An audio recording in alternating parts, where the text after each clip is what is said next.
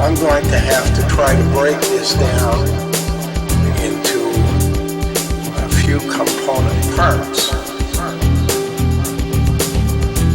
because this whole process is so vast that it has to be absorbed through osmosis over a period of time to really grasp the significance of it all.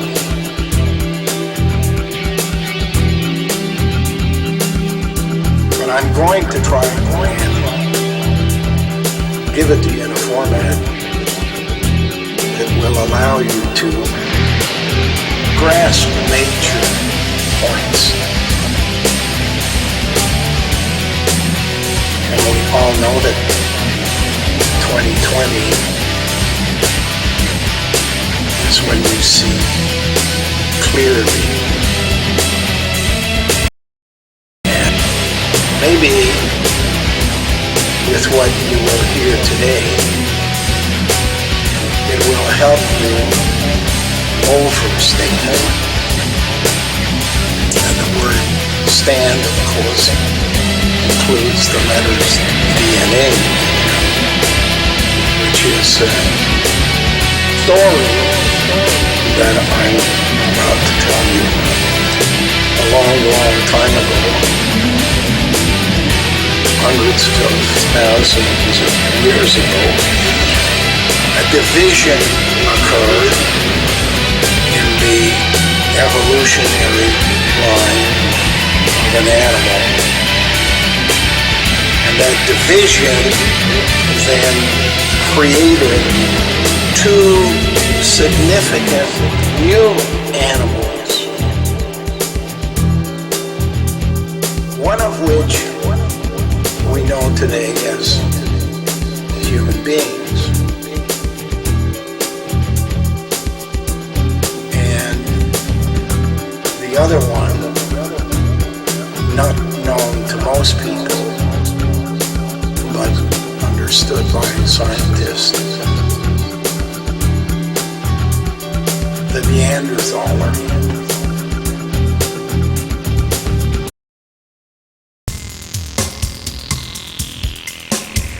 Neanderthal animal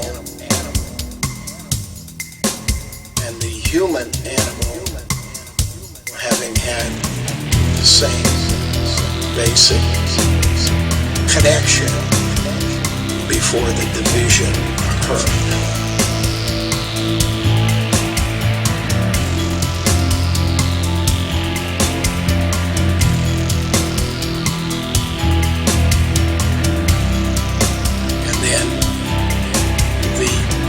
Human animal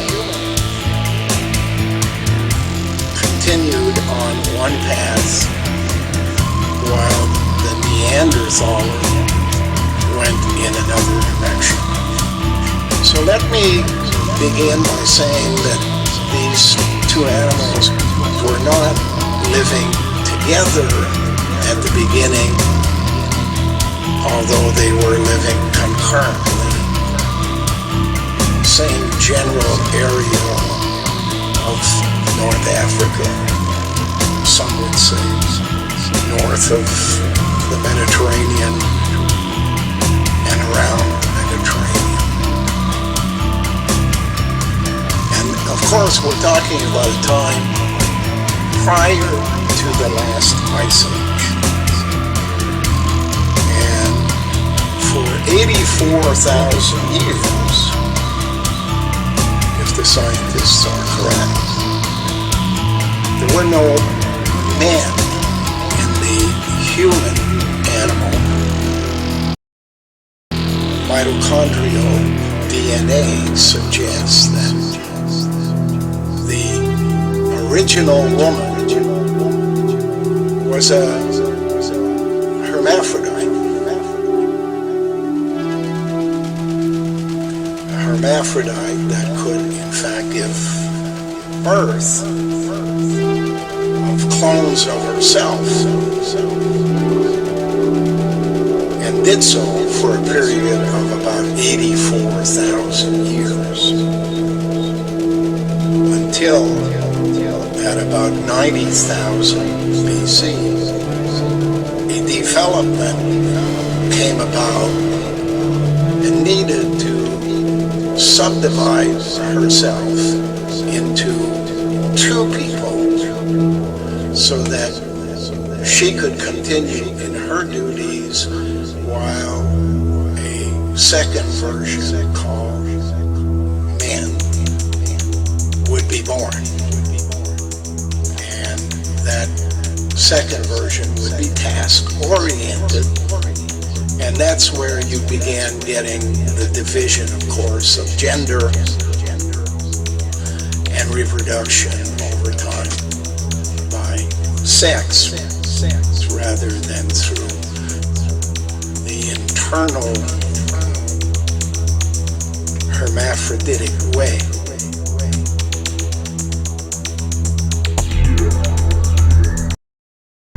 My personal interpretation of what has happened is that creation knows everything. However, creation has never experienced anything.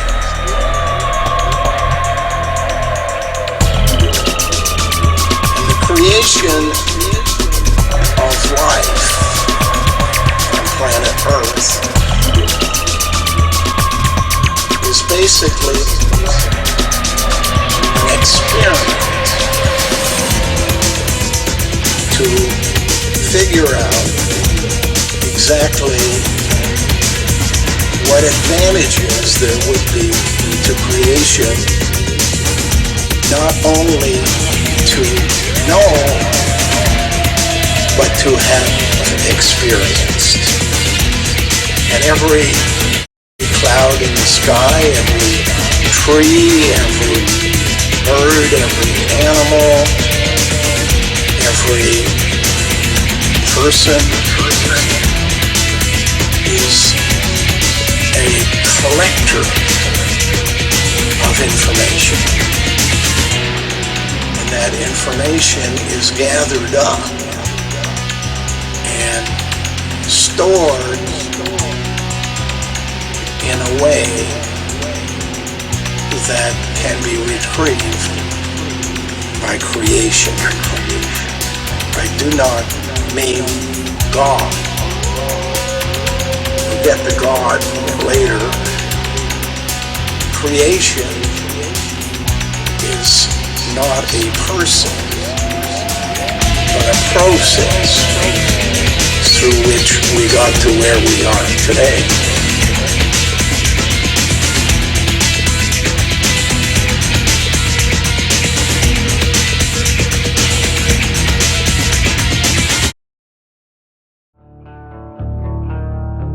There is little information known about the journey of the other animal called the Neanderthaler,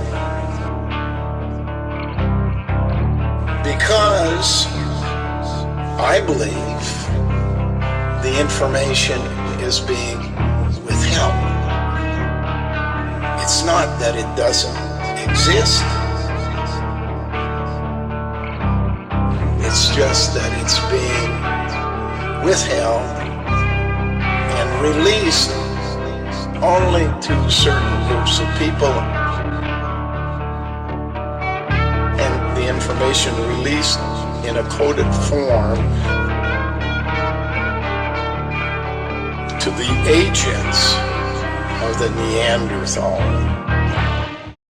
and suggest that Neanderthaler didn't disappear forever and ever, but basically disappeared for a purpose. And the purpose can be better understood if one goes over to the other division of the word Neanderthaler,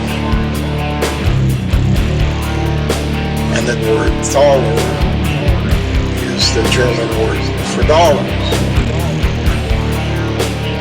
So the word Neanderthaler therefore translates to beings of dollars. In order to do the cooking, they had to come up with an invention, and that's the spear. And if one follows the code through, you would of course get to a place in our history where shaking the spear becomes important, and that leads you to the name of Will I Am Shakespeare. A book of codes that allows those in the know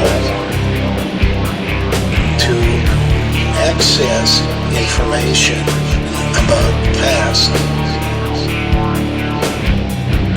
that is not discussed in normal universities, but it is discussed in specialized universities.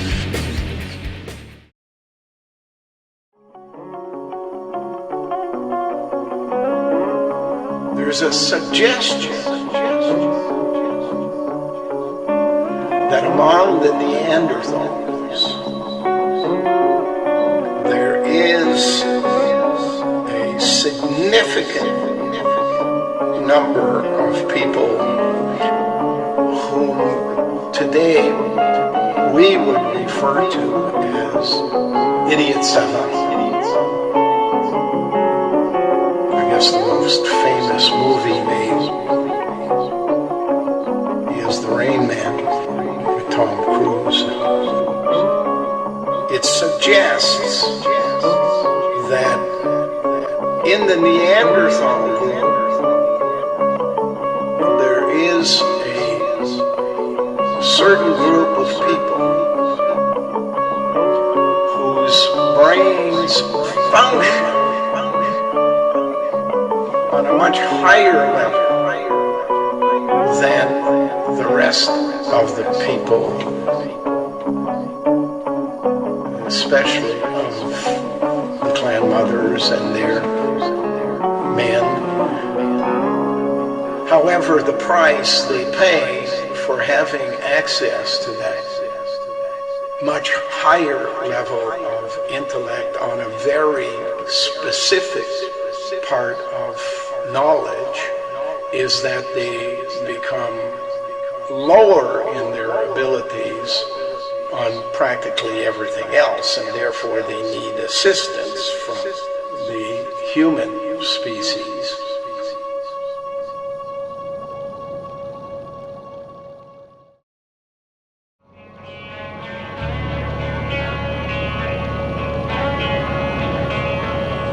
Neanderthals became jealous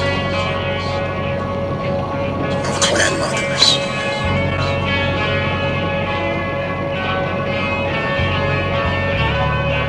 And in their jealousy, they began to plan a war against women.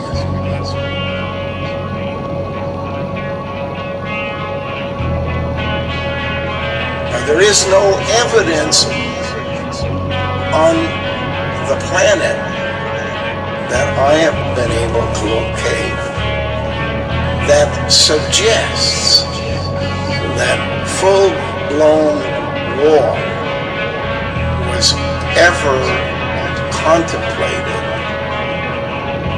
until about 10,000 BC. was at the end of the last ice age. And yet, the problems with the Neanderthals and the humans begun to surface at about 59,000 BC and evolved into full-blown hatred by the Neanderthals of the clan mothers by a period of about 40,000 BC. And a decision to do something about it was made at a time somewhere between 30 and 25,000 BC.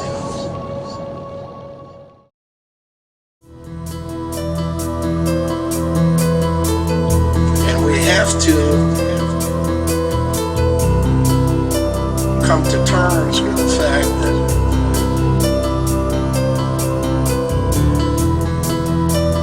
someone along the line wanted to control people,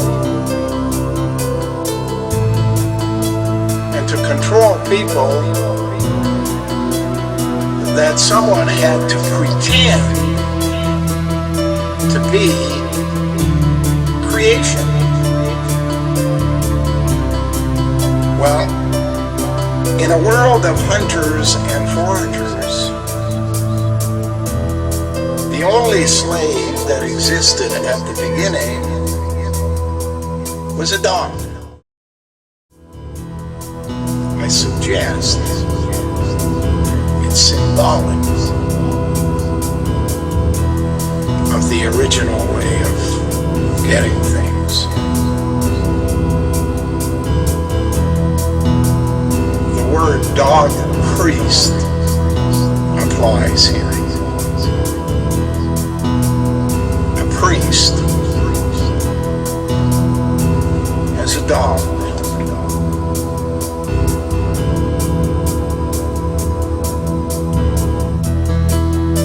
So priests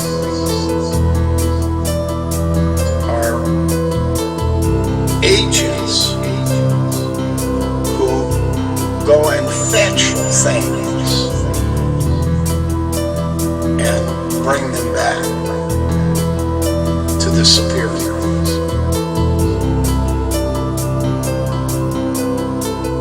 Superior is the top dog, and the top dog suggests that if you reverse the word dog,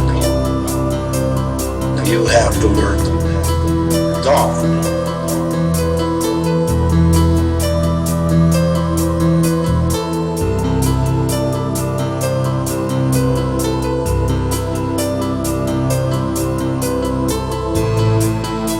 So God sends out his dog to fetch things from the community and bring it back.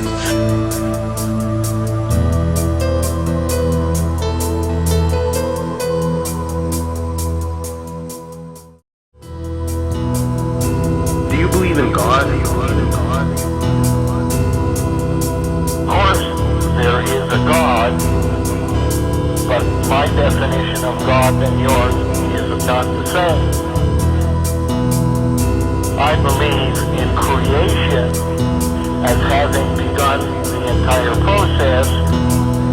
You believe in Creator, the hijacker, through genetic engineered means, creating intelligent design.